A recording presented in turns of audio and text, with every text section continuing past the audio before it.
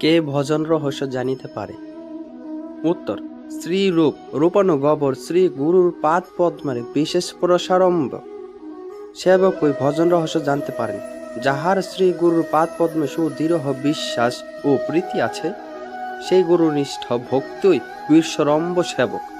শ্রুতি বলেন, জৈষ্য দেবে পরা ভক্তি যথা দেবে তথায় গুরু তসৈত্যে কথিতা হার্ত প্রকাশারম্ভে মহাথন্য।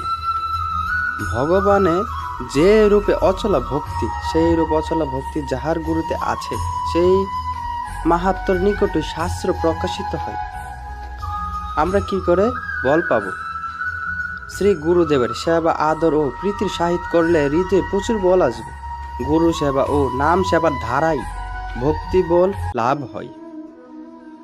কর্তব্য বুদ্ধি হইতে যাহা করা যায় তাহা কি ভক্তি? কর্তব্য বুদ্ধি কৃতজ্ঞতা প্রবৃত্তি মনে বৃত্তি, তাহা আত্মার বৃত্তি বা আত্মার ধর্ম নহে। কর্তব্য বুদ্ধি ক্রিয়া মন বুদ্ধি অহংকারের উপর, আর ভক্তি ক্রিয়া আত্মার ভূমিকা। যাহা আউট অফ পিওর লাভ নত্য, তাহা শুদ্ধ ভক্তি নয়। প্রীতির সহিত যাহা করা যায় তাহাই শুদ্ধ ভক্তি।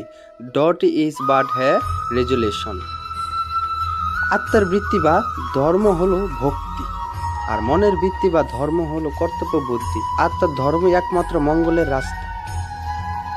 অন্নবিলাস কি? জগতে যতক্ষণ থাকিব কেবল নিজের ইন্দ্রিয় তর্পণই করিব, এইরূপ ইতর অবিলাসই অন্নবিলাস। জীবের মঙ্গল কখন হয়?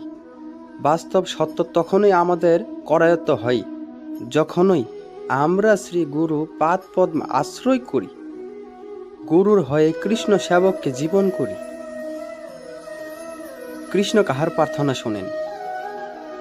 হে কৃষ্ণ, আমি আপনার নিকট থেকে আমার নিজের কোনো সুখ চাইনি।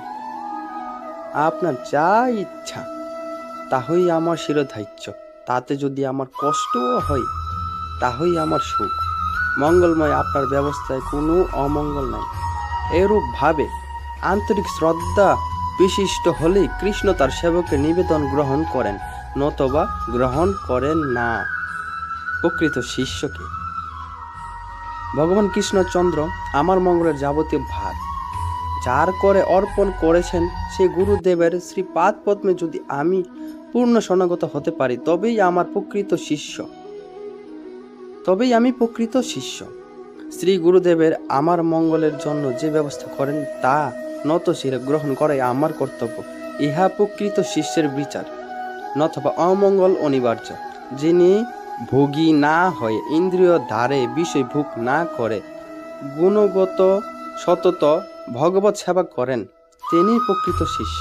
এ জগতে সবই গুরু সেবার উপকরণ, সবই কৃষ্ণ সেবার বস্তু।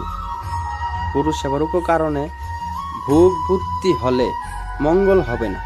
প্রত্যক্ষ বস্তুতে গুরু দর্শন না হইলে অমঙ্গল অনিবার্য। প্রকৃত শিষ্য ইহা মর্মে মর্মে অনুভব করে, সতত গুরু কৃষ্ণ সেবকই জীবন করেন। প্রকৃত শিষ্য অন্তরে বাহিরে দর্শন করেন। শিষ্য নিজেকে লঘু জানিলেও তার লঘু দর্শন বা ভাগ্য দর্শন নাই। গুরু ছাড়া এই জগতে আমার আপন বলতে আর কেউ নাই। এসব নিষ্কপট শিষ্যের থাকে। প্রকৃত শিষ্য গুরুদাস, অভিমানে প্রতিষ্ঠিত এবং গুরুত্বে ঈশ্বর বুদ্ধি বৈশিষ্ট্য। গুরুতে তার প্রগ্রহ বিশ্বাস ও সহজ প্রীতি। প্রকৃত শিষ্য গুরুকে পরমাত্মা রূপে, কৃষ্ণ পৃষ্ঠায় রূপে, প্রীত্যস পদ রূপে, নিত্য প্রভু, নিত্য সেব্য এবং জীবন সর্বোচ্চ বলে জানেন। শিষ্য জানেন যে শ্রী গুরুদেব যুগপদ ভক্তি বিগ্রহ ও ভগবত বিগ্রহ। শ্রী গুরুদেব কৃষ্ণের পরমাপেক্ষ প্রিয় ও তাহার অভিন্ন মূর্তি বা প্রকাশ্য বিগ্রহ। শ্রী গুরু পাদ পদ্মের ধাস্য ব্যতীত কৃষ্ণ ধাস্য লাভের সম্ভাবনা নাই। যারা গুরুর ধাস্য বা সেবা করেন তারাই প্রকৃত বৈষ্ণব বা প্রকৃত শিষ্য। আর বাদ বাকি সকলে অহংকার বিমূঢ়তা সোজা কথাই ভোগী হবার বাসনা যুক্ত। এক জন্মে সিদ্ধি কি করে হবে? স্তরণতা পরিত্যাগ পূর্বক শরণাগত হয়ে গুণমানুগত্য নিষ্কপটে ভজন করিলে এক জন্মই সিদ্ধি হবে। আচার্য কি করেন? আচার্য ভগবানের সংবাদ বাহক, তিনি বৈকুণ্ঠের সংবাদ আমাদের কাছে এনে দেন। গুরু মুখ বিগলিত সেই বৈকুণ্ঠ সংবাদ কেবলমাত্র সেবন মুখ কর্ণ ধারা গ্রহণ করতে হবে। পূর্ণ শরণাগত হলে আচার্যের কৃপায় সবই পাওয়া যাবে। বৈকুণ্ঠ লোক ছাড়া বৈকুণ্ঠের কথা ঠিক ঠিক কেহ বলতে পারে না। যিনি কলকাতা দেখেছেন তার কাছেই কলকাতার কথা শুনতে হবে, তবেই খাঁটি সংবাদ পাওয়া যাবে। সন্ন্যাস কাহাকে বলে? অন্য কোন হরিভজন প্রকৃত সন্ন্যাস, ভগবত ভক্তের সন্ন্যাস। ভক্তি ও মুক্তির সহিত ভক্তগণ ভোগ কামনা ও মুক্তি কামনা সহিত সন্ন্যাস করিয়া ভক্তিদেবের শরণাশ্রয় করেন। সাধুর কাজ কি? সাধুর কার্য হচ্ছে অ্যাবসোলুট এর টাচ, হ্যাঁ, ভগবানের সংস্পর্শে 24 ঘন্টার মধ্যে 24 ঘন্টায় থাকা। এরূপ লিভিং সার্চ বা জীবন্ত সাধুর সঙ্গ হলে তার কাজ হরিকথা শুনলে ভগবানের বিশ্বাস নিশ্চয়ই হবে এবং সেবা প্রবৃত্তি জাগবে। সাধু হবার জন্যই সাধু সঙ্গ করতে হবে। প্রণত বা শরণাগত হয়ে সাধু সঙ্গ করিলে সমস্ত অসুবিধা নিশ্চয় কেটে যাবে। নিজের আশ্বস্তিত বা সঙ্গীকে নির্ভয় নিশ্চিত ও সুখী করাই সাধুর কাজ। সাধু সঙ্গ জিনিসটি বেটার অ্যাকশন হের মতো। বেটার অ্যাকশন জি জগতের বহিমূর্খ লোককে ভগবানের প্রতি অনুক্ত করাই সাধুর কার্য এবং ইহাই প্রকৃত জীবের দয়া। সাধুর প্রকৃষ্ট সঙ্গ হলে মঙ্গল হবেই হবে। প্রণীত হয়ে সাধুর কথা শুনতে হবে এবং সেইভাবেই সেবাময় জীবন যাপন করতে হবে, তবেই প্রকৃষ্ট সাধু সঙ্গ হবে। আমাদের মতো বুদ্ধ জীবনগণকে মায়ার হাতে উদ্ধার করাই আমাদের কর্তব্য। আমাদের মতো বুদ্ধ জীবনগণকে মায়ার হাত হতে উদ্ধার করাই সাধুর কার্য। বিচার করলেই মঙ্গল হবেই। বিশ্বকে ভগবত সেবক দেখালে আর কোনো দুঃখ থাকে না। স্তরণতা পরিত্যাগ পূর্বক শরণাগত হয়ে নিষ্কপট ভজন করিলে একজন্মই ভগবত প্রাপ্তি হবে। ভগবানকে যিনি দেখিয়ে দিতে পারেন, যিনি 24 ঘন্টার মধ্যে 24 ঘন্টা ভগবানের সেবা করেন, তার কাছেই ভগবানের সেবার কথা শুনতে হবে, তাহলেই মঙ্গল হবে। ভগবত ভক্ত সাধুগণ ভক্তি চোখে শ্যাম সুন্দর কৃষ্ণকে হৃদয়ে দর্শন করেন। এইরূপ সাধু সঙ্গ ও কৃপা হলে আমরাও হৃদয়ে ভগবানকে দেখতে পাব। আমরা আর একটুকুও সময় নষ্ট না করে সতত ভগবানের সেবার জন্য ব্যস্ত হব। সৎসঙ্গে সেবা করতে হবে। সবসময় সৎসঙ্গে থাকলে সেবা প্রবৃত্তি বাড়তে থাকবে।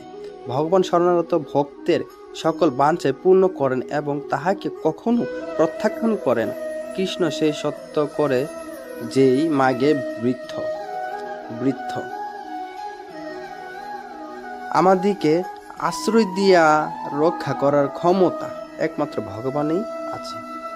এত দ্বিতীয় অপর কাহারও সেই শক্তি নাই। এই বিশ্বাস দৃঢ় হলেই আমরা নির্ভয় নিশ্চিত সুখী ও সফল কাম হতে পারব।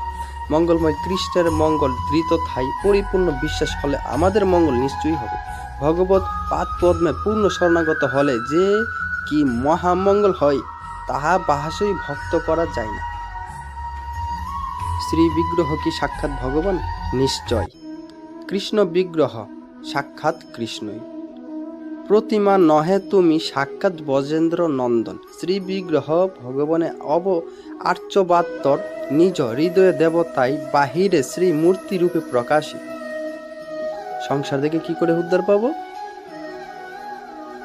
ভগবানের কৃপা ব্যতীত কেহ কোনো কালে সংসার থেকে উদ্ধার হতে পারবে না।